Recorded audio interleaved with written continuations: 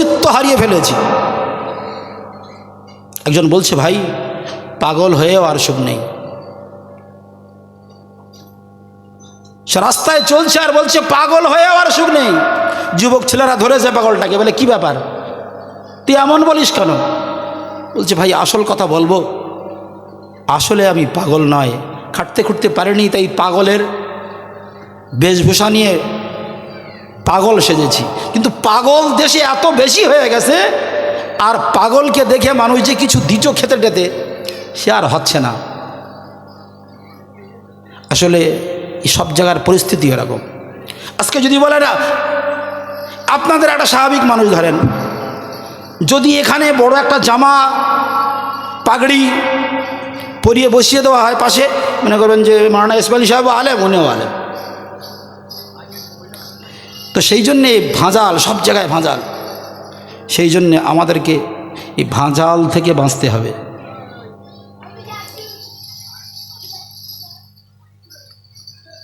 আসলে আমাদের ভিতরে যে রোগ আছে, রোগ দুই প্রকার, তাই না জি? রোগ একটা শারীরিক রোগ আর একটা হলো আভ্যন্তরিক রোগ।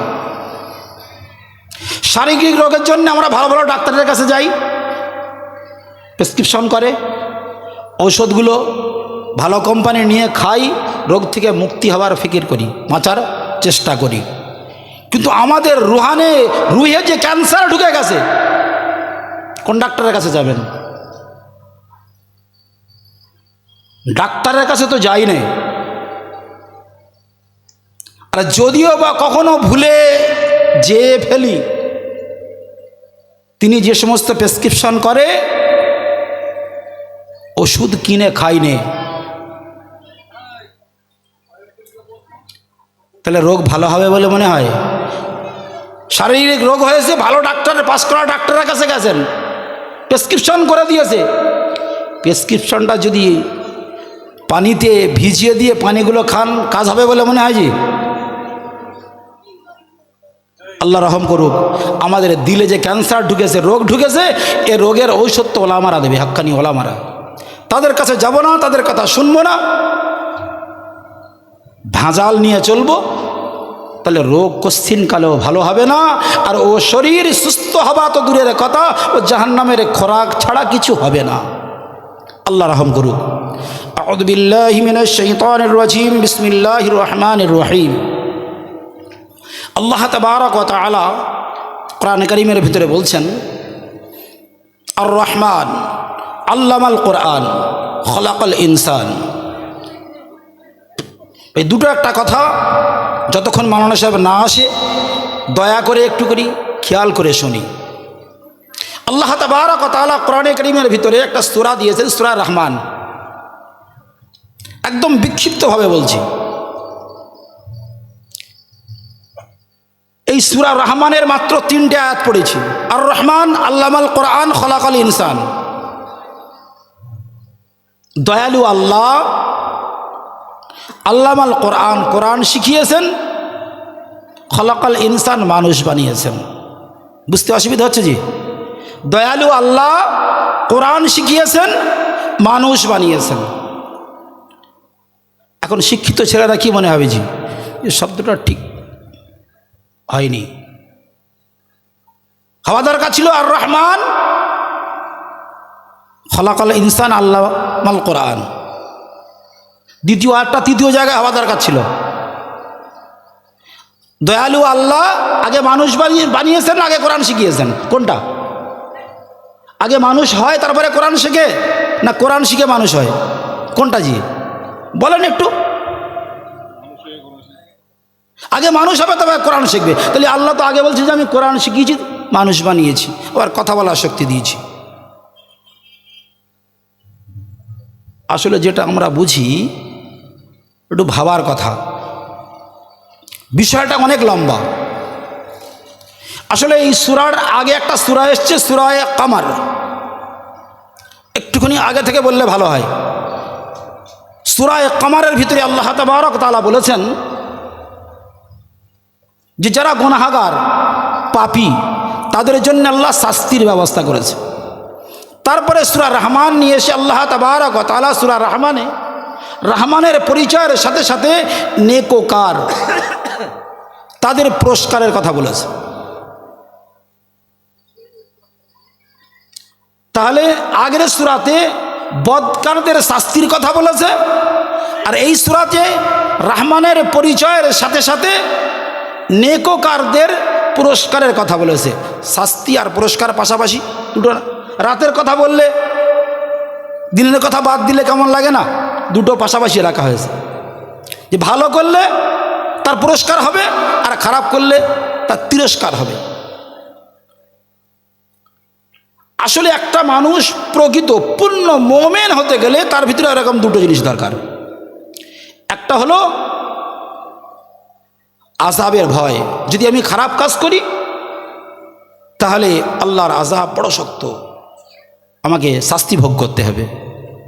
তাহলে একটা হলো আযাবের ভয়, আর একটা হলো রহমতের আশা, আল্লাহর রহমতের আশা করতে হবে।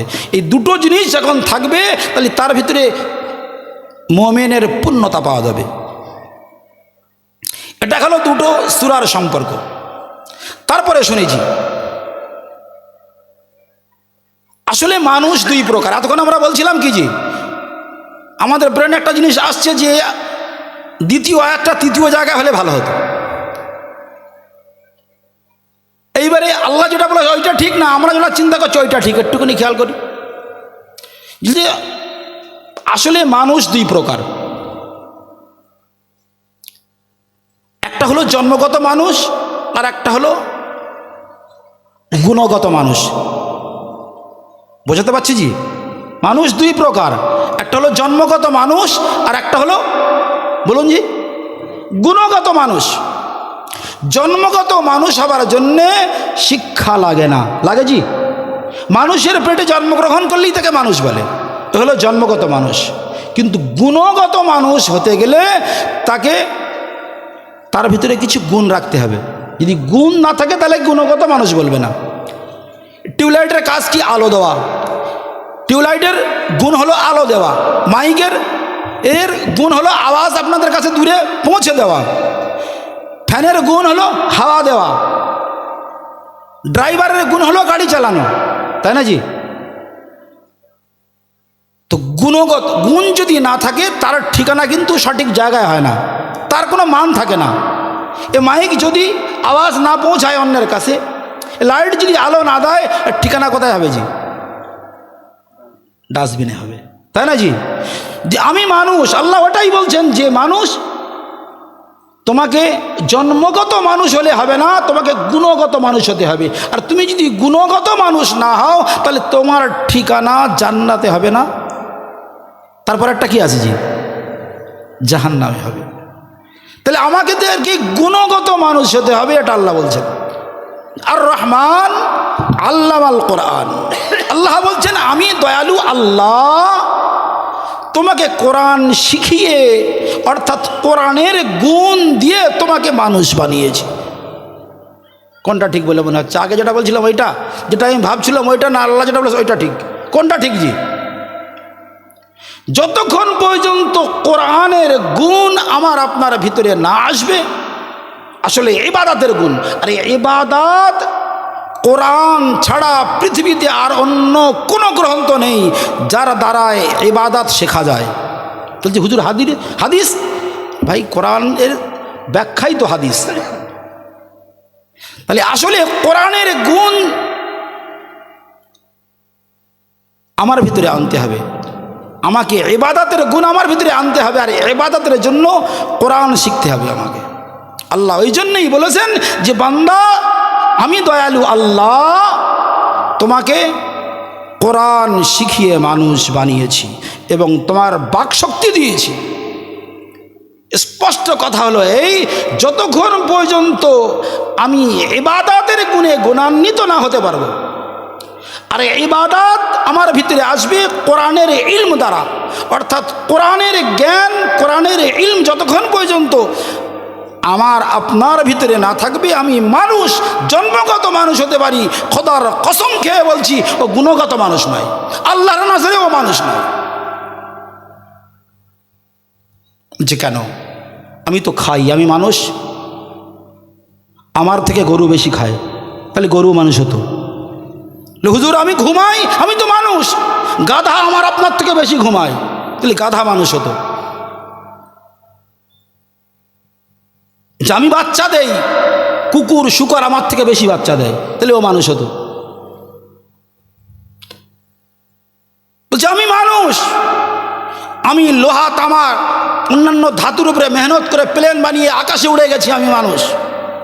আরে মিয়া, যদি আল্লাহর দিহুত কোনো ধাতুর উপরে মেহনত করে প্লেন বানিয়ে আকাশে উড়ার জন্য মানুষ হতেন, তাহলে আপনার থেকে আগে ফড়িং মানুষ হতো, পাখি মানুষ হতো। বোঝাতে পারছি জি? আপনি ডাক্তার হন, মাস্টার হন, ইঞ্জিনিয়ার হন, প্রফেসর হন, আপনি পাইলট হয়ে আকাশে উড়ে যান, আপনি ডুবুরি হয়ে পাতালে চলে যান, ইসলাম নিষেধ করেনি, বরঞ্চ এগুলো হওয়া দরকার, প্রয়োজন আছে, ইসলাম অনুমতি দিয়েছে, এগুলো শেখার জন্য উদ্বুদ্ধ করেছে। কিন্তু যখন কোরআন বিহীন হয়ে ডাক্তার হবেন, মাস্টার হবেন, ইঞ্জিনিয়ার হবেন, পাইলট হবেন, ডুবুরি হয়ে পাতালে চলে যাবেন, খোদার কোরআন থেকে বলছি, ও জন্মগত মানুষ হতে পারে, ও খোদার নজরে, ও আল্লাহর নজরে মানুষ নয়।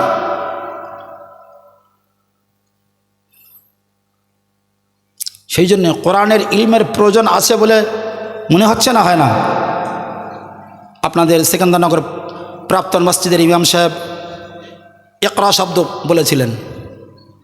আমাদের জামালপুর দক্ষিণপাড়া মসজিদের ইমাম সাহেবও শিক্ষার কথা বলেছেন।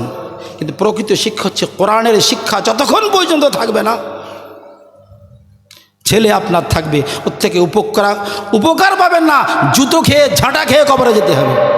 আর কবরের পাশে ও যে দাঁড়িয়ে পেশাব করবে, কোনোদিন দোয়া করবে না।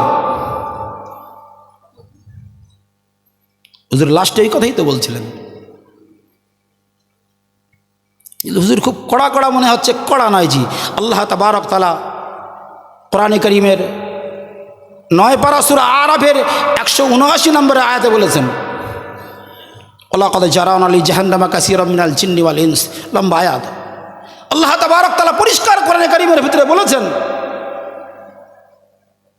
যে আমি বহু সংখ্যক মানুষ এবং জিনকে জাহান্নামের জন্য তৈরি করেছি।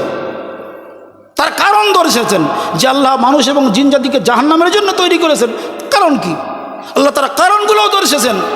যাদেরকে দিল দিয়েছি, ও দিল দিয়ে ওরা সঠিক চিন্তা করে না। চিন্তা কি করে? জলসাও দিতে হবে আর বাজারও দিতে হবে, জলসাও দিতে হবে আর শিল্পী এনে নাচাতে হবে। এখানে আল্লাহর শানে হামদ হবে, বিশ্বনবীর শানে নাত হবে, আর ওখানে গানের নকল গানও হবে। ওদের দিল আছে, কিন্তু ও দিল দিয়ে ওরা ভাবে না। আমি আল্লাহ তাবারক তাআলা চক্ষু দিয়েছি, ওরা ওই চোখ দিয়ে সত্য জিনিসটা দেখে না। আসলে সত্য জিনিস হলো কোরআন, কোরআন দেখে না। আমি আল্লাহ কান দিয়েছি, এই কান দিয়ে সত্য শোনে না। এই গুটি কয়েক মানুষ সত্য শোনার জন্য এসছে, আর বাকি সব অন্য জায়গায়। আল্লাহ তাবারক তাআলা ওদের বিষয়ই বলেছেন, উলাইকা কাল আনআম, যে ওরা চতুষ্পদ জন্তুর, বাল হুয়া আদালত থেকেও নিকৃষ্ট। উলাইকা হুমুল গাফিলুন, আর ওরা হচ্ছে গাফিল, উদাসীন। এখন যদি আমি বলি যে যারা কোরআন জানে না, যারা কোরআনের উপরে চলে না, তারা আসলে মানুষ না অন্য কিছু, তাহলে বলবে জামালপুরের হুজুর বড় বড় কথা বলে। আল্লাহ বললে তো অসুবিধা নেই, আমি তো আমার কথা বলিনি, আল্লাহ যেটা বলেছে সেটাই বলেছি। আর রহমান আল্লামাল কোরআন খলাকাল ইনসান, পরিষ্কার কোরআনে উঠিয়ে দেখেন, ওলামাদের জিজ্ঞাসা করুন যে আমি দয়ালু আল্লাহ কোরআন শিখিয়ে মানুষ বানিয়েছি।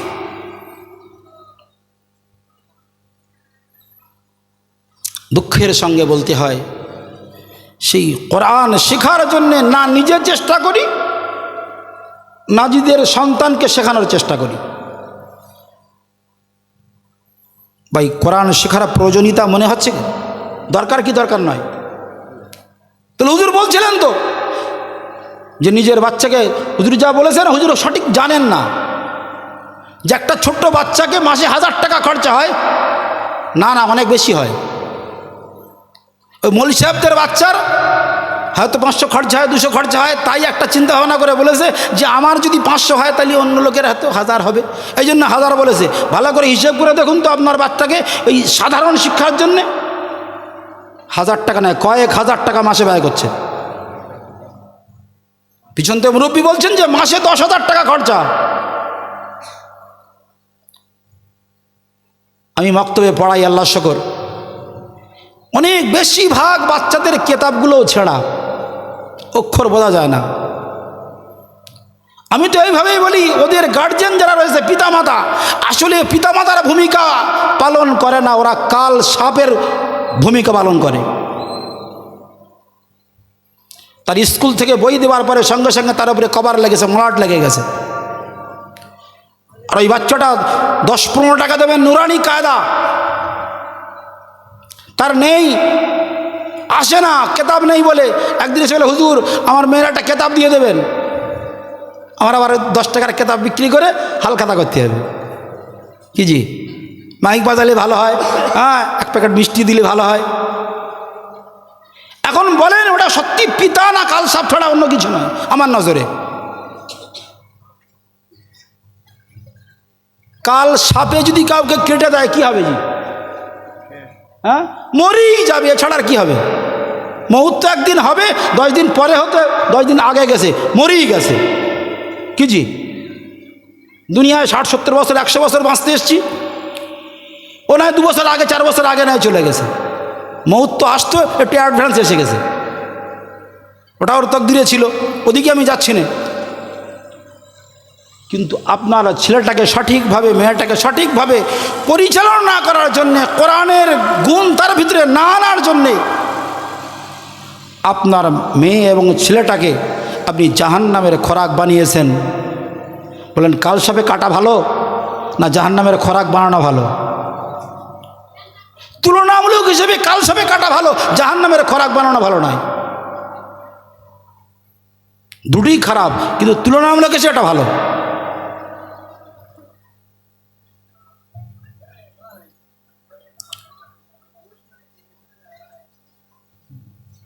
ভাই একটুখানি ভাবি,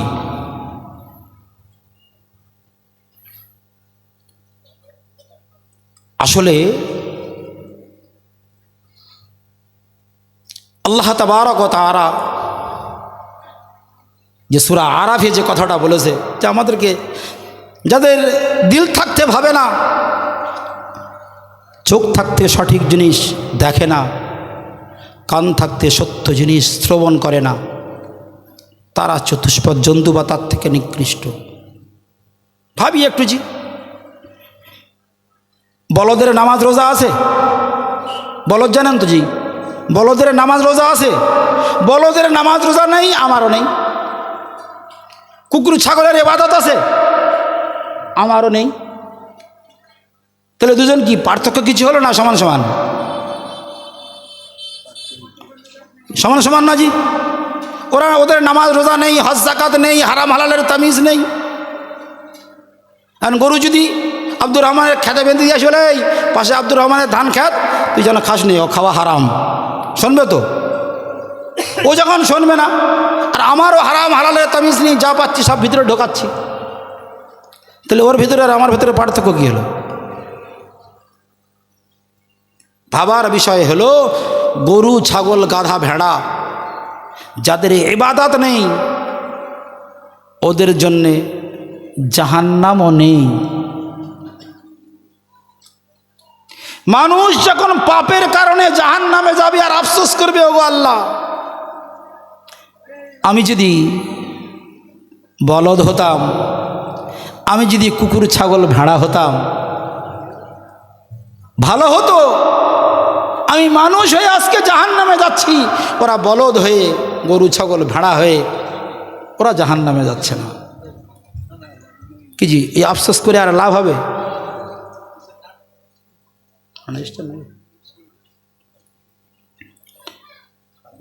সেই জন্যে কোরআন তো নিজে শিখব।